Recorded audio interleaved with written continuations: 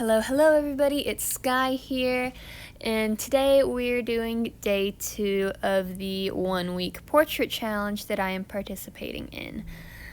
Today's all about coloring. Coloring and hard shading alone, which means that at the end of this, it's not gonna look the prettiest. Which makes me upset, but I just gotta wait till tomorrow's class so that I can start rendering. But really, it's just a lot of filling in. I set my opacity layer really low because one thing I like to do is I really hate how harsh the black lines can look. Sometimes, I'm not going to say all the time, but sometimes I do dislike how harsh the black can look. And also, setting the opacity low lets me make sure that I fill in all the spaces that I need. I don't know how helpful that will be with a portrait. I've never done a portrait before, but you know, gotta try and all that. Try new things. But I'm just trying to get better at quickly coloring. Sometimes I take too much time. I'm like la-di-da-di-da, and I feel like I'm coloring in a coloring book. But I gotta get stuff done quick. But it's very relaxing, and sometimes I'm just off in my own world.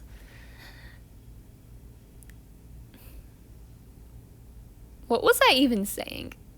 Off in my own world. Yeah, so sometimes I'm trying to work on that, trying to get a bit better at quickly coloring and stuff. Today's class was just like, I wish there was more. I wish it wasn't just hard shading and like flat colors, because it don't look good at the end, and just seeing it in my Procreate gallery makes me upset. I wanna blend. I want to render this stuff. Ugh. I don't usually just like hard shade. I usually like do some hard shading and I render at the same time, like I'm doing my blendy, I'm doing my shade, and so it never really looks just like as flat out as it does at the end. But oh well, that's what tomorrow's lesson's for, so woo. Oh, and some stuff that the guy mentioned in the lesson was to like try and refrain from color picking, which I can see how that would be helpful, especially if you're trying to work on like real life stuff. Like if you're drawing people you see in a cafe or something, you're not gonna want to go take a picture of them awkwardly and color pick. So it's nice to be able to like and just eyeball it. It's nice to not have to color pick, to just be able to look at it, choose your color, get it as accurate as possible. Also for shading, he had this technique that he called like the L technique, where you have your midtone. Speaking of, pause. So all of this shading I'm doing is the midtone, which is weird for me, not gonna lie, because I generally choose my lightest, well, not my lightest, but the tone I usually go in for flat coloring is one of the lighter tones. I don't usually go in with my mid-tone for flat coloring, which maybe I should. I don't know. Who knows? But, so yeah, this is the mid-tone that you're seeing everywhere. That's why things can look. Also, okay, I'm seeing it on screen now. The skin looks weird. Like, I'm probably gonna go edit that after this video, like for tomorrow's class. The skin looks really orange right now. Like very, very orange, very peachy orange. And later on it looks kind of muddy and flat and too dark. So it needs to be changed. Okay, where was I at? The L method. So you have your color that you've used for the midtones, and then you're in your little color wheel. And he just kind of goes down in an L shape, or he goes up in an L shape. And that's how he chooses his highlight and his shadows. And I thought it worked pretty well. It was an interesting method for sure. Where are we at? Ooh, I think we're about to get into the flower, which was fun. I wasn't quite sure, like, if I should add in the yellow yet, what should I do? I don't know enough. I'll probably do that before tomorrow's lesson, maybe. I don't know. I might just wait and watch the lesson for tomorrow and see if I want to go in with the rest of the flower color. Speaking of flowers, though, I felt so much dread for the shirt, okay? There was just so much designs on the shirt that when I realized I hadn't done it yet, I was feeling some regret. I'll probably talk more about the shirt later, though, when we actually get to it. So let me talk about whites.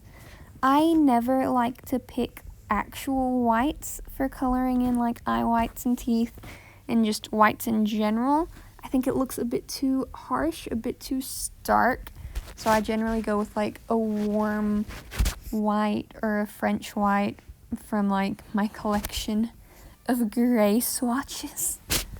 But yeah, it was fun. Whites were easy. Whites are generally easy for me. I like doing eyes. They're hard. I'm not gonna say eyes in general are easy, but like coloring eyes is really fun. This is okay. We're at the shirt now. Like, I really was just scribbling these on. I was like, wow, I'm gonna hate myself later for this, but that's a problem for future Skylar. And I'm gonna be real. That's probably what past Skylar said about the flowers in general. Oh, I don't need to draw them in yet. That's a problem for future Skylar. And future Skylar is now regretting it, and I'll probably also regret it in the future, but that's okay. That's okay. I was just really trying my best with these flowers. I just... For the midtones here, it's kind of hard because they are a pattern, so I just went with like a peachy pinky tone for the flowers, and then when it comes to like the greeny blue leaves, I just went with like a greeny blue color. You can see it on screen now. And then I just kind of like smack some leaves on. I'm like, woo, done. I think, Cookie, you snort. It's okay, baby. I love you anyways. I think right here's when I decided her pocket just did not look as big as it should have. So I'm just using the liquify tool and kind of pushing it up, making it a little bigger, and then fixing everything that happens as a result of that. And then I go back and I draw more flowers. And then I think we might actually, yeah, we're into flat shading. I really dislike this entire process. I hate how it looks in the end. But that's okay. It's okay. It's practice. It's me learning.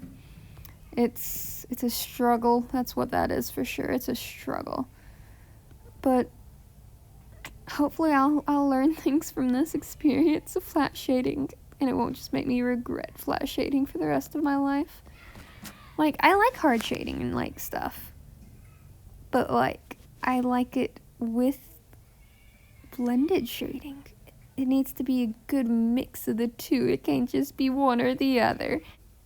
So this is just kind of awkward for me because I don't really like how it looks for this entire end half of this. I'm excited to render tomorrow. I'm excited to blend stuff.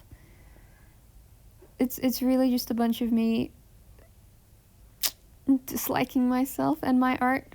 But you know what? That's okay, because I continued. I didn't just quit. I am persevering. I am trying my hardest. I'm gonna fix the color of this skin later.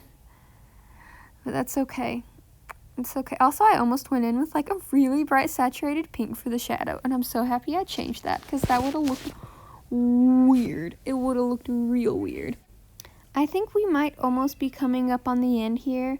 I don't think there's much left to do besides the shading on the shirt, and then finally the hair and the hair flower, and maybe the lips. I wasn't sure how to do the hair, to be fully honest. It's just there wasn't really any talk about that in the lesson. He just left his hair flat. So I went in. I hoped for the best. Hopefully there will be more stuff about it in tomorrow's lesson, and it'll help me out some, which would be great. And yeah, this is about the end here. So if you guys have liked my progress so far, I'll be doing 3 more videos of this portrait progress this week. Like and subscribe if you want to see more. Hope to see you guys tomorrow. Bye-bye.